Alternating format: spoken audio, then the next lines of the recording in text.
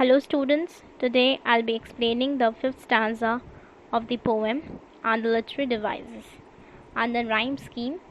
So not wasting time, let's just get started.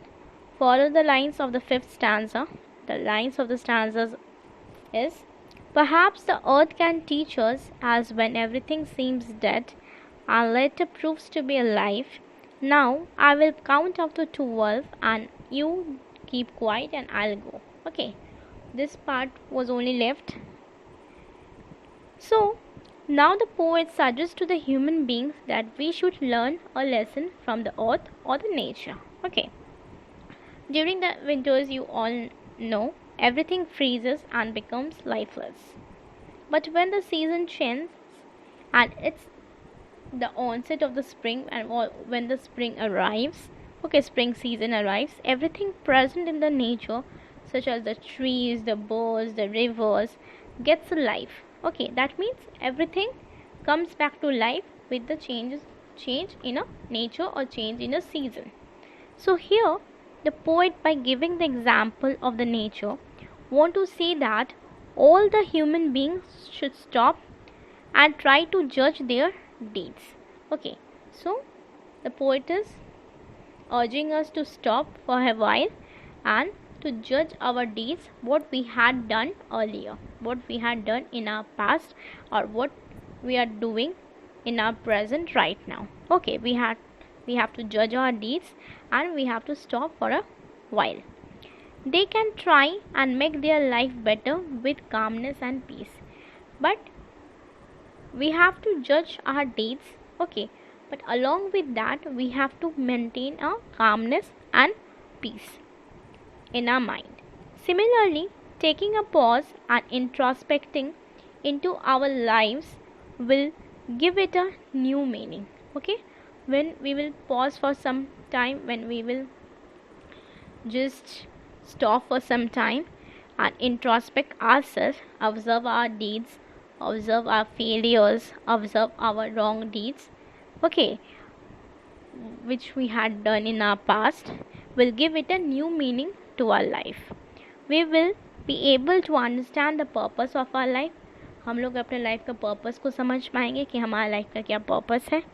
It will be like a rebirth of the soul, or that is the reason our soul will take a kind of rebirth. Okay, हमारे soul का जो है, हमारा आत्मा का जो है, एक पुनर्जन्म होगा. Okay, finally he ends up by saying that now he will count up to 12 so that we all may become quiet. Finally, the poet, that is the Pablo Neruda, says that he will count up to 12, till 12 he will count, and meanwhile we all the readers, we all the countrymen have to be quiet. Okay, and start introspecting.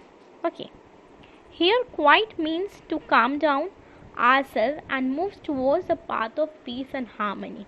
So the poet is indicating that we have to maintain a kind of peace and harmony within ourselves, okay, among ourselves, and we have to spread the message of unity and promote a kind of brotherhood around us.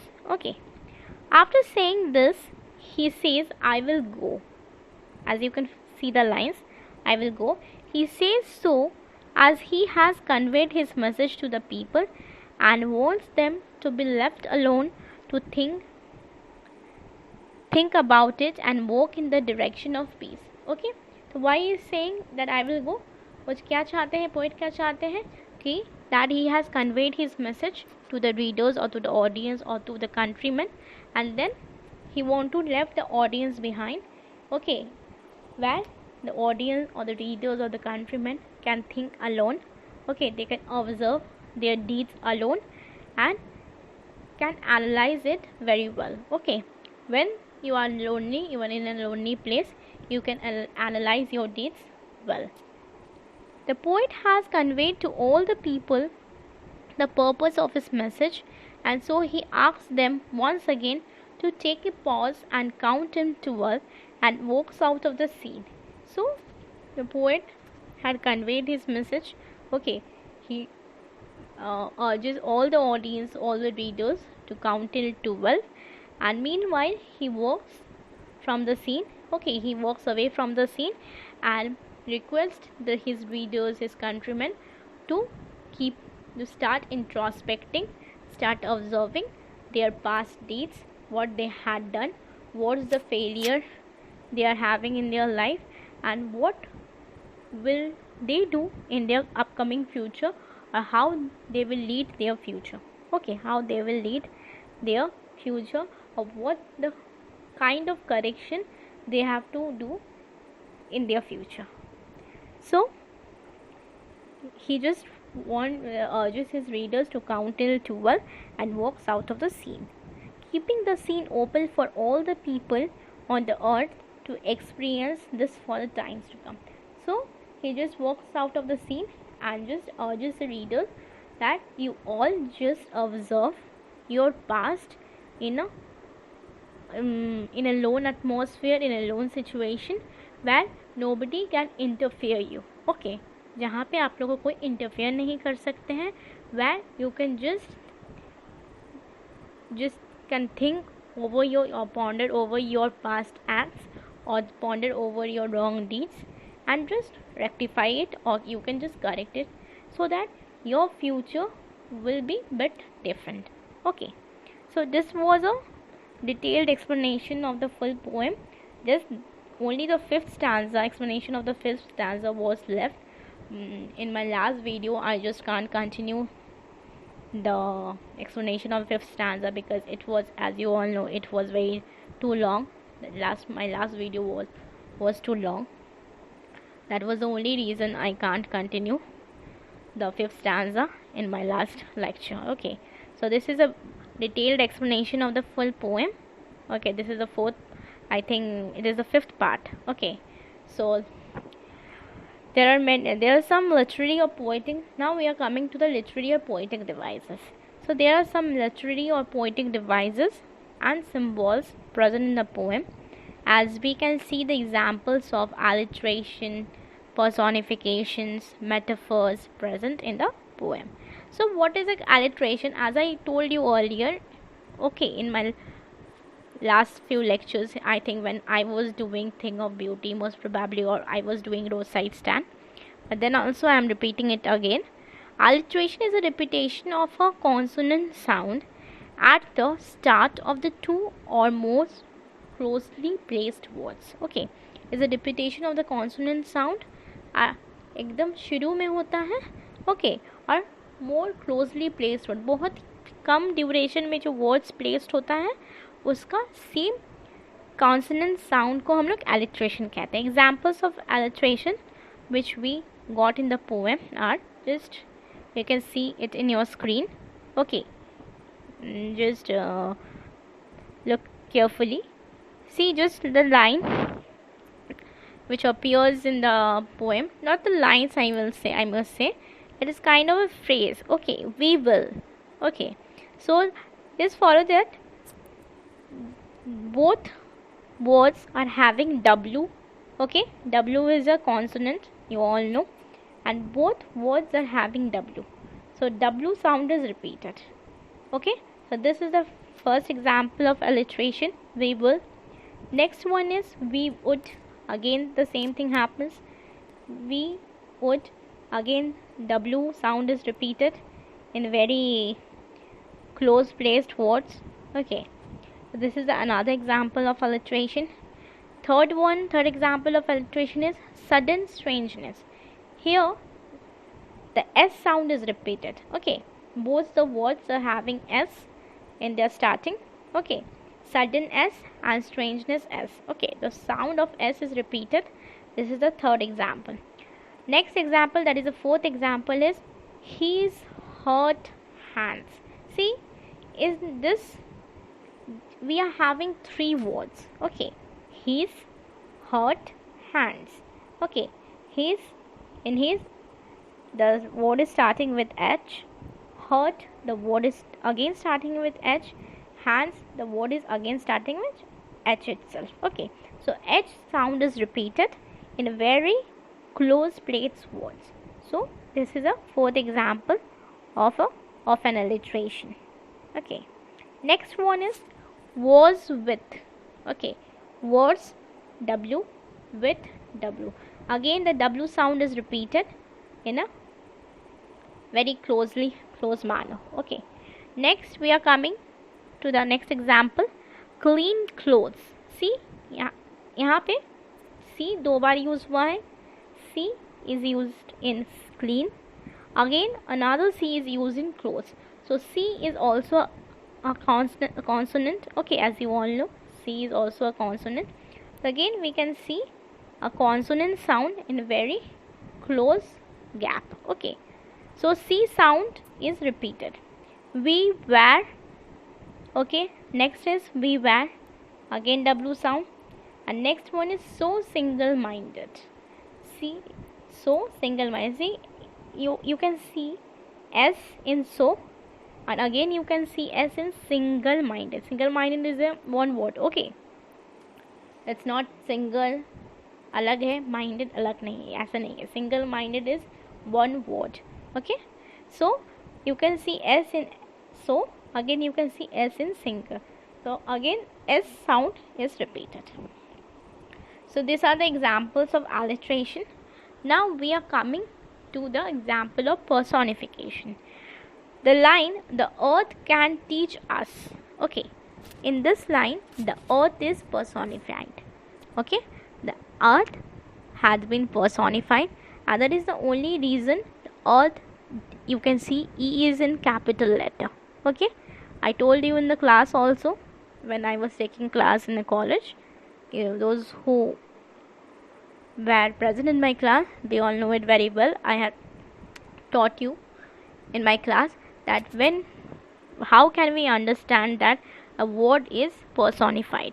Okay, when a word starts with a capital letter in the between of any sentence, अगर कोई भी sentence के बीच में एक word capital letter से लिखा जाता है, when a word starts with a capital letter in a between of a sentence. Okay, because we are not using any kind of capital letter in between a sentence. Okay, हम लोग कभी भी sentence के बीच में capital letters use नहीं करते हैं. But when a word is starting with a capital letter and it is situated in any place of a sentence or in a between of a sentence. Okay, so the earth here earth is personified. So it means that earth is personified because E is capital. Okay, so जहाँ पे हम लोग देखते हैं sentence के बीचों बीच या कहीं भी सेंटेंस में कोई भी वर्ड कैपिटल आता है, मतलब वो वर्ड जो कैपिटल लिखा गया है उस वर्ड को हम लोग पर्सोनिफाइड किए हैं. ठीक है, वो पर्सोनिफिकेशन है, मतलब वो एज ए ह्यूमन कैरेक्टर वो एक्ट कर रहा है. Okay, so earth is given the attribute of a human. Okay, and that human attribute of teaching, you can say. So next we're coming to a metaphor. So we can found metaphor in the lines. Just follow the lines. Perhaps the earth can teach us, as when everything seems dead and later proves to be alive. Okay, later proves to be alive. Here the stillness which the poet explains is being compared to the stillness of winter, as I told you earlier in the fifth stanza itself, that the calmness of the winter is compared to the calmness of the atmosphere. Okay, so the stillness which poet explains is being compared to the stillness of the winter. Quietness recommended by poet leads to regrowth. Okay, so when there is a still moment, means that there is a kind of death we can identify. We can identify a kind of death feeling. We can identify a kind of lifeless attitude. Okay, मतलब क्या है, अगर कहीं भी हम लोग stillness देखते हैं उसका ये मतलब होता है कि वहाँ पे कहीं ना कहीं एक डेथ को हम लोग आइडेंटिफाई कर रहे हैं. ओके, लेकिन जब उसी स्टिलनेस के साथ जब हम लोग क्वाइटनेस को रिकमेंड कर रहे हैं, पोएट रिकमेंड करते हैं, it means a regrowth in the sense of the upcoming of a spring season. Okay, so stillness is compared to the winter season, okay, and the quietness is compared to the spring season. I think it's very clear to you. Stillness of the atmosphere, stillness of any person is compared to the winter season. Okay, because in winter season everything comes to still, and winter denotes death. It is identified as death. Okay, and the quietness is compared to the spring season, when we will be quiet, we will introspect ourselves. After the introspection period will be over, we will come out with a fresh attitude, with a lively attitude, and it will prove a kind of regrowth in ourselves. Okay, it will prove a kind of regrowth in ourselves, and this regrowth is compared to the spring season, because spring brings life. Okay, next we are coming to the another topic, that is the symbols. What are the symbols present in the poem? Okay, so symbols we can see, there are examples such as the fisherman and the whale. Okay, the fisherman is a kind of symbol, and the whale hunting, or the fish hunting, or the whale hunting, due to the purpose of trade and food, okay, is another examples of a symbol. Salt gatherer is symbolic of humanity. Okay, the salt gatherer is also a symbol. And next symbol is clean clothes, symbolizes peace. Okay, so salt gatherer is a symbol of humanity, clean clothes is a symbol of peace. Okay, and fisherman and whale are the two other examples of the symbols. Next one is a rhyme scheme of the poem. Okay, what is a rhyme scheme of the poem? मैंने what किस pattern से हाँ ये poem लिखा गया. Pattern in the sense, अगर actually एक pattern नहीं है, लेकिन आप लोग को समझाने के लिए I am saying that pattern in कौन से राइम स्कीम फॉलो किया गया है पोएम को लिखने के लिए. Okay, the keeping quiet has no definite rhyme scheme, I must say. Okay, the poem has been written in a blank verse. जैसे हम लोग राइम स्कीम, आपको शायद याद होगा, आप लोग को जो वीडियोस देखे होंगे, that those who had gone through the videos of Thing of Beauty, the rhyme scheme was AABBCC. I think you all remember, those who had gone through the videos. Okay, so it was having a definite kind of rhyme scheme, but in this poem we don't have any kind of rhyme scheme. It is a blank, it is written in a blank verse. Okay, there is no kind of rhyming in the words. Usually आप लोग को याद होगा Thing of Beauty में जैसे कुछ कुछ words, हर line से कुछ कुछ लास्ट वर्ड्स राइम हो रहा था, जैसे ब्रीथिंग, रथिंग. ओके, सो ये सब लाइन बहुत ज़्यादा मून हो रहा था, मून, बून. ओके, रिमेंबर, तो ये सब लाइन्स जो था, ये सब वर्ड्स जो था राइम हो रहा था. But in this particular poem there is no definite rhyme scheme and there is no rhyme. That is why this poem is written in a blank verse. Okay, so in my next lecture, today, I think most probably I have completed all the points with you all. Okay, so I had done with all the given you the summary as well as the line by line explanation and stanza by stanza explanation to you all. Okay, and also given you the detailed explanation of each and every stanza. So till now it's not complete, I must say. I will be doing one more lecture from this poem. Okay, I'll be doing one more lecture which will the topic I will tell you. So in my next lecture I'll be concluding the poem, okay, with its theme and the message conveyed by the poet. I'll be giving you the theme and what is the message the poet had tried to convey to us. I will just explain it to you all. Okay, meet you in my next lecture. Goodbye, take care, and stay safe.